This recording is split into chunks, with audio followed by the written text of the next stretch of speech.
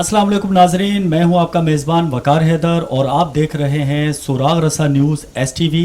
और आज हमारे साथ मौजूद हैं चेयरमैन सिंध ताजिर इत्तेहाद जनाब जमील अहमद पराचा साहब, और इनसे हम गुफ्तगू करेंगे मुख्तलिफ़ मसाइल पर और लॉकडाउन के हवाले से और कराची और अंदरून सिंध के ताजिरों के मसाइल के हवाले से हम गुफ्तगू करेंगे।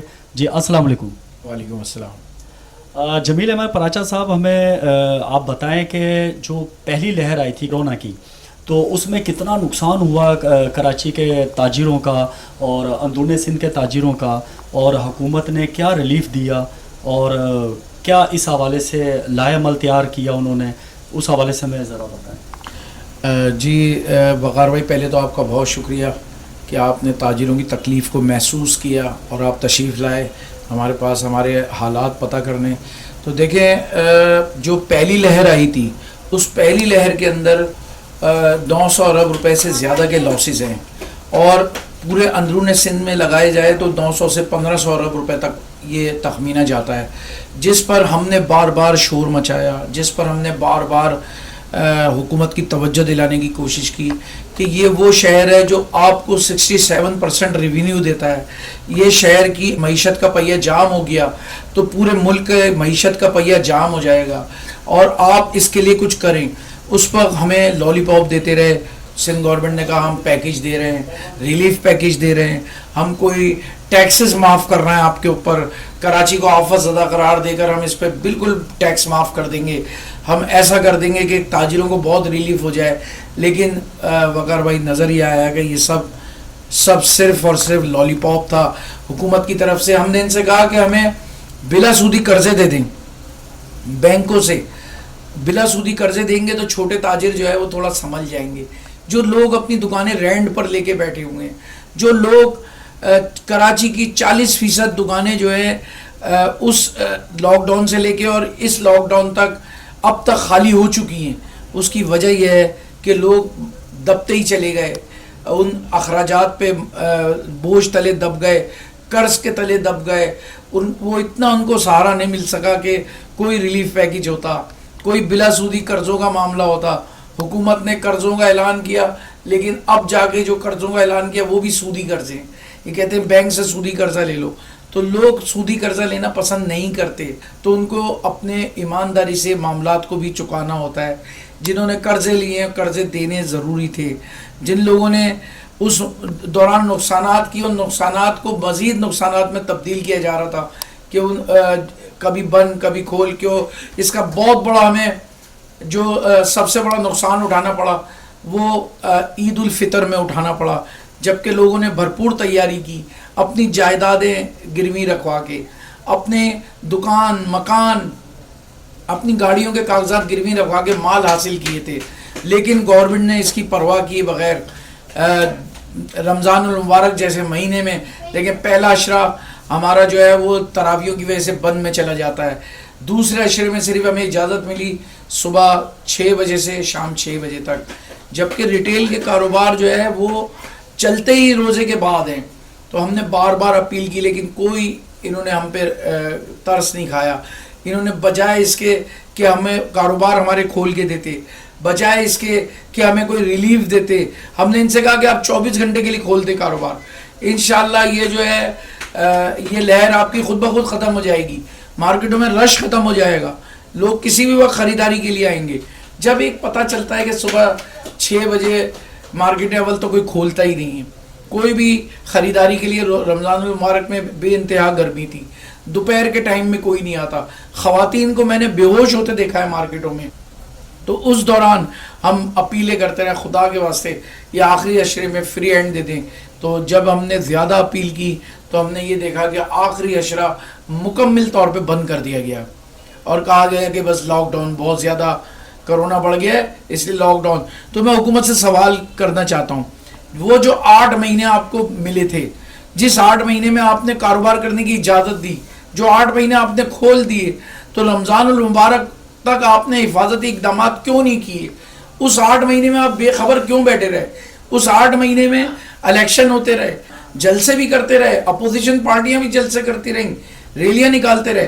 तो देखें, एक ज़माना था, आपको याद होगा हड़तालें होती थी, एक हड़ताल के पीछे भी हुकूमती मशीनरी हिल जाती थी कि कोई हड़ताल नहीं करे, हम अपील करते हैं कारोबारी हजरात से। आज ये कौन सा दौर आ गया कि आप हमारा कारोबारी बंद करने पे तुले हुए हैं? आप हमारे लिए सेहत का बहाना किया जाता है कि सेहत, आपकी सेहत है तो सब कुछ है। हम अपनी सेहत को भी मद्देनजर रखे हुए थे और हैं।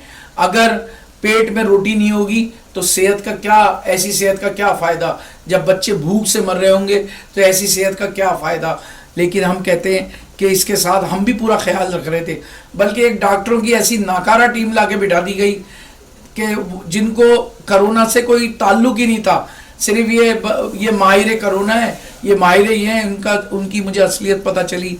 उनको अलिफ के नाम बे नहीं पता था कि ये कोरोना क्या चीज़ है। सिर्फ वो हुकूमत की दी हुई प्रेस रिलीज पढ़ते थे टीवी पे आके और लोगों को डराते थे। हमसे तो पिछले लॉकडाउन में ये भी कहा गया था कि सितंबर में अमवात में वो तेज़ी आएगी कि लाशें घरों के बाहर पड़ी होंगी, सड़कों पे पड़ी होंगी, घर की सीढ़ियों पे पड़ी होंगी।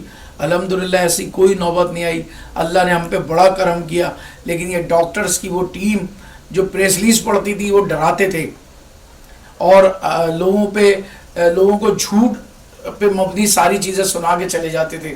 तो मैं हुकूमत से आपके तवज्जुह से ये अपील करता हूँ कि इस किस्म की बातों से परहेज़ करें। देखें, ये वो लोग हैं जो कराची के लोग आप अपना टैक्स जमा कराते हैं, टैक्स की शक्ल में रेवेन्यू आपको देते हैं। जब ये रेवेन्यू देते हैं, 17 किस्म के टैक्स हमारे ऊपर मौजूद हैं जो हम अदा करते हैं। तो 17 किस्म के टैक्सेस अदा करने वाला शहर मफलूज और लावारिस कर दिया गया। हम अपीलें कर करके थक गए, लेकिन आप लोगों ने हमारी कोई अपील नहीं सुनी। उसकी वजह से आज कराची की मईशत वेंटिलेटर पे आ गई है कि कराची की मईशत का इस वक्त वो हाल है कि सिर्फ इसकी ऑक्सीजन हटा दी जाए तो डेथ हो जाएगी उसकी। अगर कराची की मईशत को नुकसान पहुंचेगा, पूरे मुल्क की मईशत को नुकसान पहुंचेगा। अब भी कोई ऐसे इकदाम नहीं किए गए कि मईशत को बचाया जाए, कोई रिलीफ पैकेजेस दिए जाएं, तो आप यकीन करें कि फिर सिर्फ और सिर्फ पछताने के सिवा कोई काम बाकी नहीं रहेगा। इस हवाले से वफाकी गवर्नमेंट ने आपसे कोई रब्ता किया हो और रिलीफ पैकेज के हवाले से उन्होंने कोई बातचीत की हो ताजिर रहनुमाओं से या आपसे, या जो भी एक्शन कमेटी के रहनुमा हैं उनसे कोई बातचीत की हो? देखिए, टाइमिंग की जहाँ तक बात है, हम टाइमिंग के लिए लड़ते रहें, मुस्तकिल लड़ते रहें, जैसा कि आप लोगों ने पहले दिखाया भी है। आपके चैनल ने भी बहुत इसमें कोशिशें की हैं तो दिखाया आप लोगों ने। ये अभी आपने पूछा हमसे कि भाई इसमें हुकूमत ने क्या रिलीफ दिया।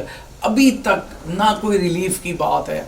सिर्फ 1 महीने के लिए इन्होंने एक सिंध बैंक ने एक पैकेज निकाला था कि 5 लाख के उसमें फंड जारी किए जा रहे थे सूद के साथ, 3% सूद के साथ। तो वो लोगों ने एक्सेप्ट नहीं किया। इन्होंने जल्दी जल्दी वो खामोशी से पॉलिसी ख़त्म भी कर दी। ये क्या पैकेज दिया आप बताएं ज़रा मुझे कि ये कोई पैकेजेस होते हैं?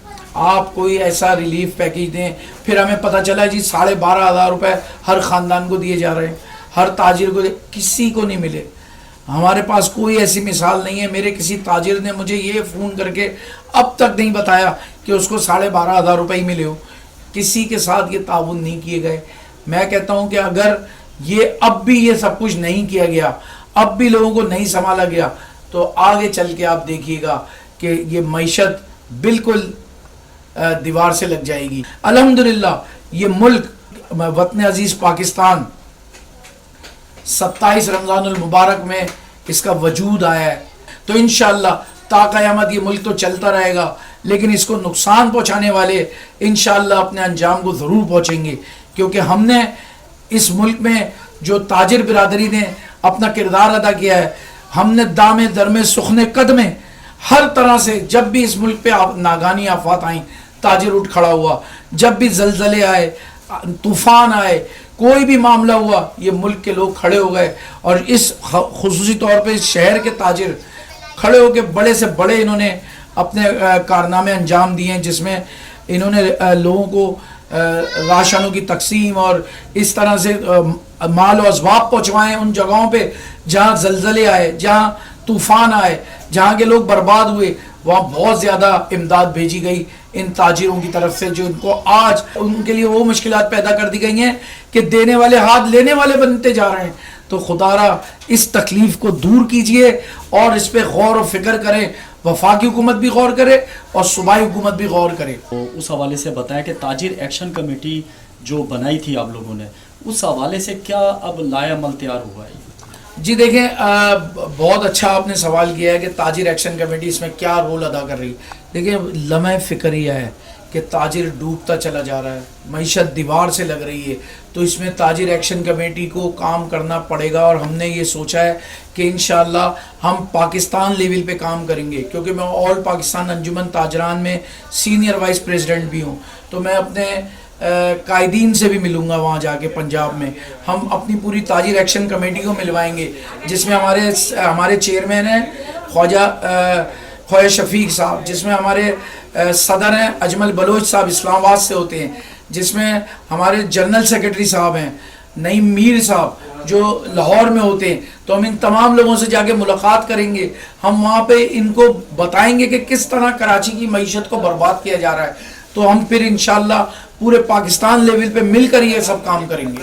اچھا, سننے میں آ رہا ہے کہ حکومت سندھ پھر لاک ڈاؤن کی طرف جاری ہے, اس حوالے سے آپ کے کیا خدشات ہیں اور آگے کے لیے کیا لائے عمل تیار کیا ہے, اور کیا حکومتی اراکین سے آپ کی ملاقات ہوئی اس حوالے سے؟ جی دیکھیں کبھی حکومت نے یہ کوشش ہی نہیں کی کہ کسی مشاورت میں تاجروں کو شامل کر لیں.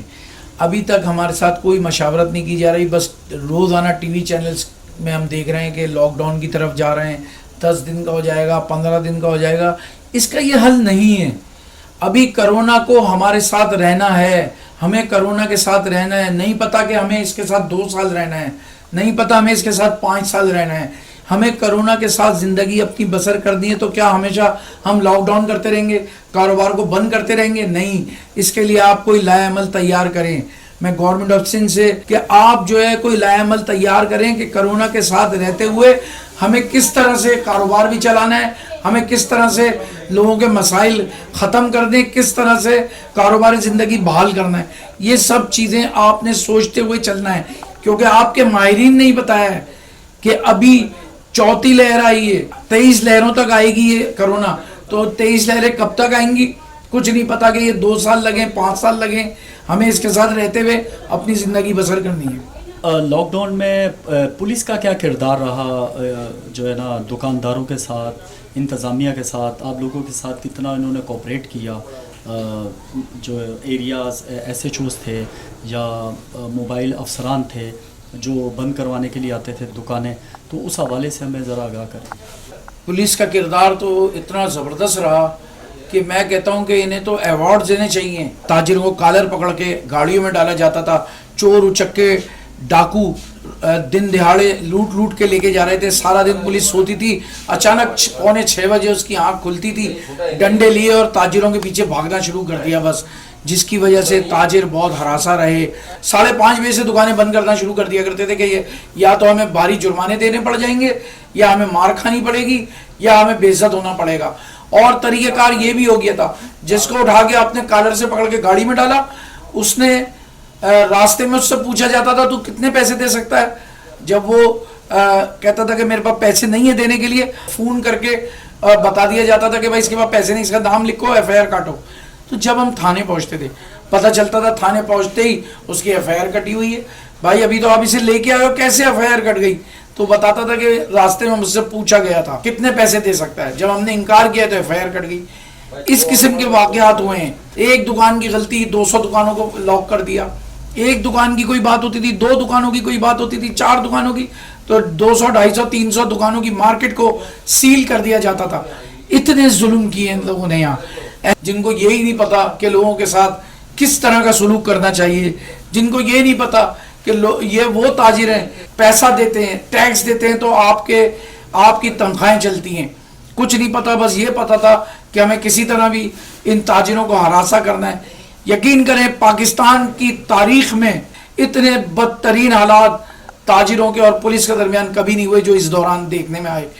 جو دکانیں بازار پیسہ دیتے تھے وہ دیر تک کھلے رہتے تھے, باقی دکانوں کو ڈنڈے کے زور پہ بند کرا دیا جاتا تھا. ایک اجارت داری ہو گئی تھی پولیس کی. اس میں ہم نے ڈی آئی جی ساؤتھ سے بھی رابطہ کیا. D I G south Javed Akbar Riaz साहब ने इसमें हमसे कोऑपरेट किया, लेकिन निचला अमला नहीं मानता था। बहुत हिदायतें जारी की जिसमें एसीज ने भी हमारे साथ कोऑपरेट नहीं किया, पुलिस ने भी कोऑपरेट नहीं किया, और हमने हर कीमत पे कोशिश की कि अपने लोगों को बचाएं, लेकिन लाखों करोड़ों रुपए के जुर्माने लगाए गए जो हम नहीं बचा सके। वैक्सीनेशन के हवाले से क्या लाएअमल तैयार किया आप लोगों ने? क्या तमाम दुकानदारों को वैक्सीन लग चुकी हैं? देखिए, हमने पहले भी गवर्नमेंट से अपील की है कि आप हमारे साथ मिलके एक टीम तश्कील दें जो अवेयरनेस प्रोग्राम चलाए। जब तक आप टीवी चैनल्स पे आके अवेयरनेस नहीं देंगे, लोगों में एतमाद नहीं आएगा।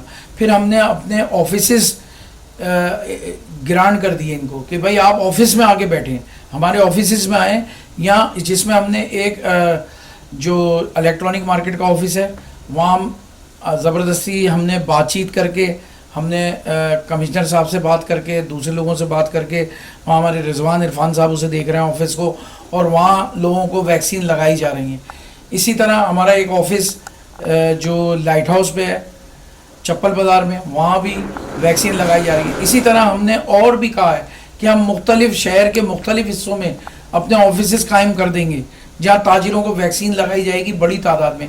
लेकिन इसके लिए हमारे साथ मशावरत और एक टीम बनाकर अवेयरनेस प्रोग्राम देना बहुत ज़रूरी है। अब आगे का लाएअमल आप लोगों ने क्या तैयार किया है और आपकी क्या मुतालबात हैं और क्या आप आला हुकाम से अपील करना चाहते हैं? जी देखिए, आगे के लाएअमल के लिए मैं एक बात ये बताना चाहता हूँ आपको कि हम नहीं चाहते कि कारोबार बंद किया जाए। हम इस सिलसिले में हम मुलाकातें करना चाहते हैं, वज़ीर आला सिंध से भी मिलना चाहते हैं, गवर्नर सिंध से भी मिलना चाहते हैं, हम वफाक के लोगों से भी मिलना चाहते हैं, सूबाई लोगों से भी मिलना चाहते हैं। हम चाहते हैं कि हमारे साथ मिलके आप मशावरत करें, और हम चाहते हैं कि चीफ ऑफ आर्मी स्टाफ इस पर एक्शन लें, देखें गौर से कि क्या कुछ हो रहा है। और चीफ जस्टिस साहब से मैं मुतालबा करता हूँ कि खुदारा कोई सोमोटो एक्शन लें, सोमोटो एक्शन लेके ये देखें कि आपके शहर को किस तरह से मईशत को दीवार से लगाया जा रहा है। आपने वो प्रोग्राम अरेंज कर दें कि आप ये इससे बचाव के तरीके भी हों कोरोना से, और कारोबार को चलने के भी तरीके हों। आप जिस तरह के, हम चलने के लिए तैयार हैं, लेकिन हमें मशावरती टीम में शामिल किया जाए, हमें मिलाकर अपने साथ मशावरत करके फिर कोई प्रोग्राम अरेंज किया जाए, क्योंकि ये कराची जो है वो मईशत का दिल है, और अगर दिल ही बंद हो जाएगा तो फिर आप समझते हैं बॉडी काम करना छोड़ देगी, और फिर इसके नताइज बहुत बुरे भुगतने होंगे। मैं बिलखुसूस इमरान खान साहब से ये अपील करूँगा कि आप इन सब चीज़ों को गौर से देखें, और गौर से देख के सूबाई और वफाकी लोगों को आपस में मिलाकर बिठाकर मशावरत करके कोई ना कोई लाएअमल तय करें, वरना इस मुल्क की मईशत को बचाना बहुत मुश्किल हो जाएगा। जमील पराचा साहब, आपका बहुत शुक्रिया, आपने जो है ना अपना कीमती वक्त हमें दिया, और जो भी आपके ख़यालात थे, मुतालबात थे, हमारे चैनल के तवस्सुत से आला हुकाम तक पहुँचाए आपने। जी, आप लोगों का भी बहुत बहुत शुक्रिया कि STV ने, सुराग रसा TV जो है, हमारी आवाज़ आगे तक पहुंचाई, पहले भी पहुंचाई और अब भी भरपूर कोशिशें कर रहे हैं। तो आप लोगों का भी बहुत बहुत शुक्रिया, क्योंकि आप हमसे हमारी आवाज़ उठाते हैं तो आगे तक ये आवाज़ पहुंचती है। हमारी आला हुकाम से यही अपील है कि ताजिर बरादरी के जो भी मुतालबात हैं उनको मेरिट पर हल किया जाए। लास्ट में मैं यही कहूँगा कि ताजिर बरादरी के जायज़ मुतालबात पूरे किए जाएँ, मेरिट पर इनको हल किया जाए, और इनकी जो अपील है चीफ़ जस्टिस ऑफ पाकिस्तान से, चीफ़ ऑफ आर्मी स्टाफ से, इमरान खान साहब से, तो उनको चाहिए कि मेरिट पर इनके मसाइल को हल करने के साथ साथ इनके साथ बैठकर बात की जाए। पाकिस्तान जिंदाबाद, पाक आर्मी जिंदाबाद, पाक आवाम जिंदाबाद।